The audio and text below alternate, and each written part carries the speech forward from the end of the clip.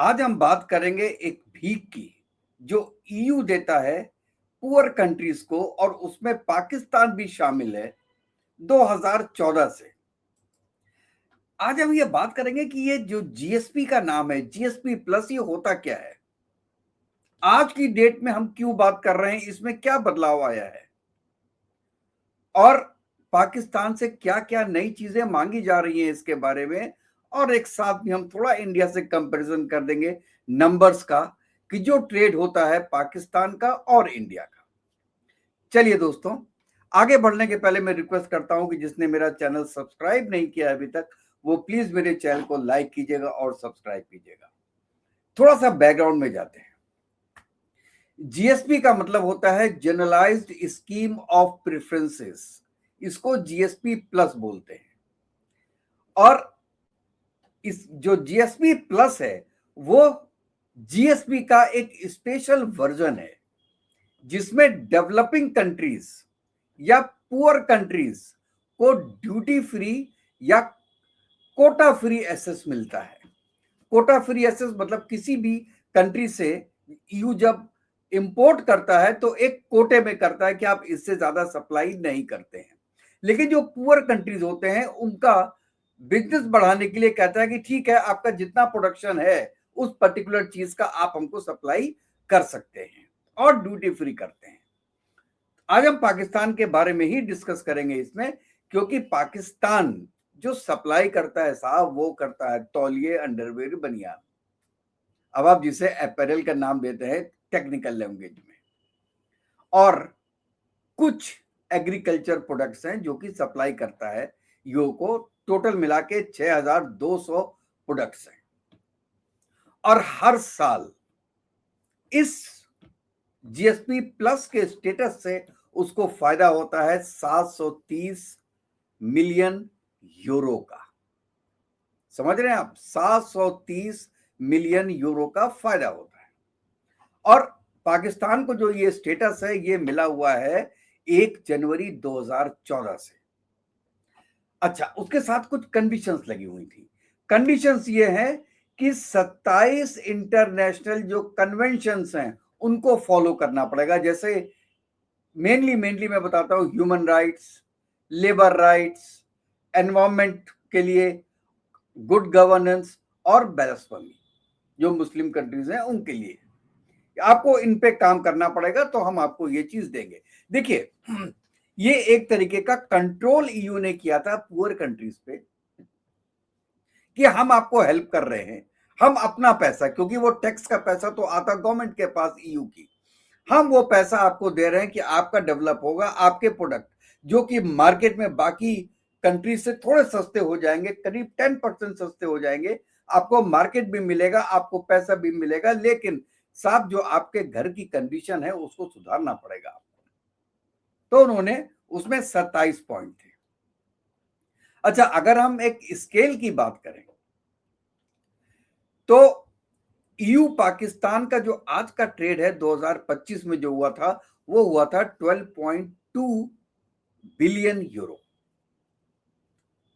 और मैं कंपैरिजन के बारे में बता देता हूं, कोई इंडिया का जो ट्रेड है वो है 118 बिलियन यूरो आज की दिन में 2025 में। तो इंडिया की लीग बिल्कुल अलग है और पाकिस्तान की लीग अलग है। इंडिया को जीएसपी प्लस स्टेटस नहीं मिला क्योंकि इंडिया पुअर कंट्री नहीं है। लेकिन यहां पे एक बहुत बड़ी बात है दोस्तों, सुनिए। अभी जो इंडिया और ईयू के बीच में एफटीए हुआ है उसमें इंडिया को 10% बेनिफिट मिल चुका है, और अब इनडायरेक्ट वे में इंडिया को भी ये जीएसटी प्लस स्टेटस मिल गया है। जीएसटी प्लस नाम नहीं है, एफटीए का नाम है, फ्री ट्रेड एग्रीमेंट। अब पाकिस्तान क्या करेगा, बिजनेस जो भी अपैरल के बिजनेस तो है पाकिस्तान का केवल, और उसमें अभी आप देखना ये जो 730 मिलियन है ये 7 मिलियन रह जाएगा 2 या 3 सालों के अंदर में। ये टॉपिक वैसे नहीं है मेरा आज का, मैं आपको बता रहा हूं कि जीएसटी प्लस का स्टेटस पाकिस्तान के लिए एक तरीके से नल एंड वाइट हो जाएगा, कोई फायदा नहीं होगा जितना कि वो सोच रहा था, क्योंकि उसका अपैरल में और एग्रीकल्चर प्रोडक्ट पे जो कंपटीशन है वो इंडिया से है। अच्छा, अब देखिए, मैंने आपको पहले बताया था ये जो जीएसपी प्लस का स्टेटस है, ये एक कंडीशनल डील होती है। इसमें जो ईयू है वो कैरेट भी देता है और पॉलिटिकल स्टिक भी देता है। मतलब आप जो हमारे 27 पॉइंट्स हैं उनको कंप्लायंस कीजिए तो हम आपको देंगे। अब देखिए, अब पोजीशन ये है कि ये अगेन रिव्यू में जा रहा है, क्योंकि जो प्रेजेंट स्टेटस है वो 31 दिसंबर 2027 तक की है। उसके बाद 2027 जब आपका खत्म होगा या 2028 शुरू होगा, तो पाकिस्तान के लिए ये डिसिसिव हो जाएगा कि उसको जीएसटी प्लस स्टेटस मिलेगा या नहीं मिलेगा। क्योंकि ईयू का जो प्रेशर है वो मेनली किस पे है? राइट्स पे है, ह्यूमन राइट्स पे है, प्रेस राइट्स पे है और गवर्नेंस पे है। इसमें लेबर प्रोटेक्शंस भी आता है, एनवायरमेंट कमिटमेंट्स भी आते हैं और गवर्नमेंट्स के रिफॉर्म्स भी आते हैं, जो कि पाकिस्तान में जीरो है।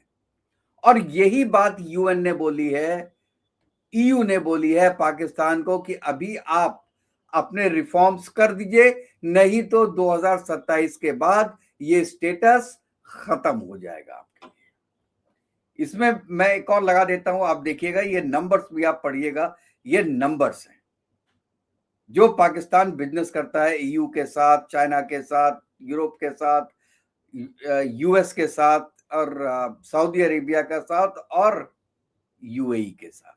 आप नंबर देखिएगा तो इसमें केवल सरप्लस केवल 2 जगह है साहब, और वो है यूनाइटेड स्टेट्स, जो कि करीब 4 बिलियन यूरो है, 4 बिलियन डॉलर है, और ईयू के साथ है करीब 5.48 बिलियन डॉलर्स। मतलब ईयू सबसे बड़ा प्लस का मार्केट है, सरप्लस का मार्केट है पाकिस्तान के लिए।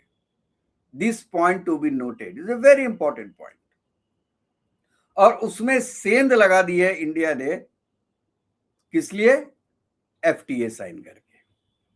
चलिए, अब इसमें क्या है कि ईयू ने अब फाइनली ऑफिशियली बोल दिया है कि साहब आपने सिविल राइट्स पे काम नहीं किया, लेबर राइट्स पे काम नहीं किया, आपने मीडिया इंडिपेंडेंस पे काम नहीं किया, ब्लास्फेमी लॉस पे काम नहीं किया, और जो आपके डिसअपीयरेंसेस है, मतलब इतना तक ईयू ने लिखा है कि जो लोगों को डिसअपियर करा जा रहा है बलूचिस्तान से और पाकिस्तान ऑक्युपाइड कश्मीर से, उसके पर भी आपने कोई एक्शन नहीं लिया है, और हमारे पास पूरी इंफॉर्मेशन है।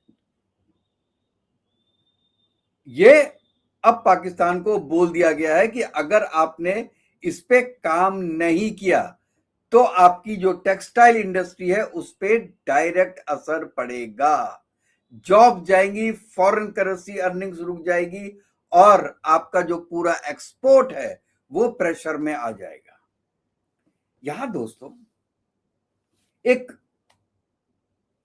बात सोचिए, पाकिस्तान में अगर ये सब जो रिफॉर्म्स हैं ये हो जाए, सोचिए, सिविल राइट्स मिल जाए, लेबर राइट्स मिल जाए, मीडिया इंडिपेंडेंस हो जाए, ब्लास्फेमी लॉ खत्म हो जाए, डिसअपीयरेंस खत्म हो जाए, इंडस्ट्रियलाइजेशन शुरू हो जाए, सब कुछ हो जाएगा, तो पुअर कंट्री रहेगा क्यों?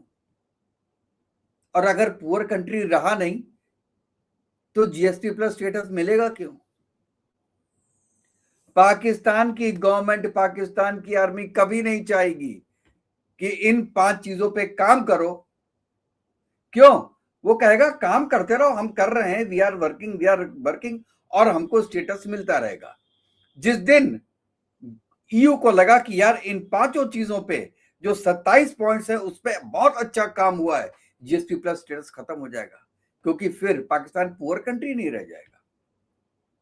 अगर सब कुछ ठीक हो गया तो आप समझ रहे मेरी बात, ये लटकाएगा। जैसे आपको याद होगा जब अफगानिस्तान और यूएस की वॉर हुई थी, उस वक्त क्या था, कह रहा था कि ओसामा बिन लादेन तो हम पकड़ लेंगे साहब, 1 दिन में पकड़ लेंगे, 10 दिन में पकड़ लेंगे, हमको पता चल गया है कि वो कहाँ है, किस जगह बैठा है, हमको 1 हफ्ता दीजिए, हम उसको पकड़ लेंगे। अरे सर, वो तो निकल गया। हमने जैसे ही पुलिस उसके घर में भेजी, पूरा चेक किया, आधे घंटे पहले निकल गया था। और ये बेवकूफ बनाते रहे, अमेरिका को बोलते रहे बोलते रहे बोलते रहे। क्यों? क्योंकि पैसे मिल रहे थे ट्रकों से भर के, डॉलर्स आ रहे थे। अगर ओसामा बिन लादेन पकड़ा जाता पहले ही 7 साल पहले, तो डॉलर्स कहां आते? तो ये इनका एक तरीका है एक्सटॉर्शन, मनी एक्सटॉर्शन का, जो कि यूएस से एक्सटॉर्ट किया आपका ओसामा बिन लादेन के लिए, और इसीलिए अमेरिका ने बिना इनको बताए आके मार के उसको समुद्र में बहा दिया।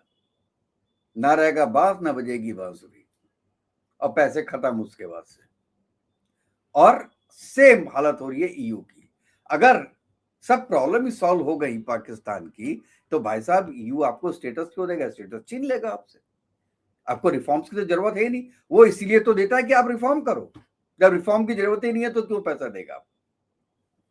आप समझ रहे हैं ना मेरी बात को? तो पाकिस्तान कभी भी नहीं चाहेगा। मैं तो कहता हूं कि अगर पूरे वर्ल्ड को ये चाहिए कि पाकिस्तान रिफॉर्म करे, तो उसका स्टेटस हटा दो।